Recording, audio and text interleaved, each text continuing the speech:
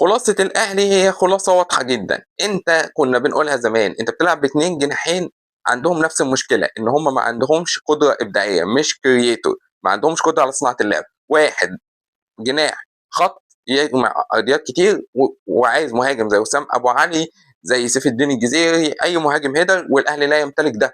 ف ابتديت تلعبه في نص الملعب وقللت من قوته جدا، ده احمد سيد زيزو.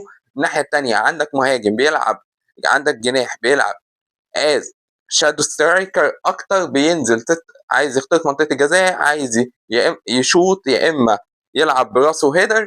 فده برضه انت بتعتمد عليه، فما عادش في حد يصنع، ما عادش في حد يراوغ. ما عندكش مهاجم جناح مراوغ يرقص ويخش يجيب جون زي حسين الشحات. شوف كم ار2 جت لحسين الشحات وقف عليها وباصه، طلع بن شرقي او طلع امام او دخل رقص عشان يجيب النهارده.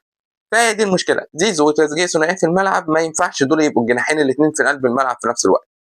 مميته، دي ثنائيه تدمر. اول ما عملت التوازن بحسين الشحات كجناح قصاد تريزيجيه، والنهارده حسين الشحات كجناح قصاد زيزو، الملعب اتوزن والاجوان جت سهله والفريق بقى بيفوز بسهوله. إيه، وزودت من البيت شهر ونزلت بن شرقي بقى مهاجم وهمي يحرك الثلاثه ويدخل امام، يا بقى عندك اتنين ماهرين واتنين بيعرفوا يراوغوا واتنين بيعرفوا يصنعوا لعب، حسين وبن شرقي.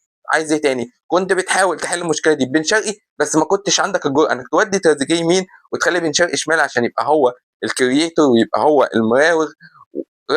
فوديته بدل ما تلعبها على عدلته شمال وديته يمين، فبقى اخره برضه يرفع لان هو مش عارف يعدل على الرجل الخارجيه الشمال، لانها هو مش اشول ويرقص ويخش زي ما بيعمل لما بيلعب ناحيه الشمال.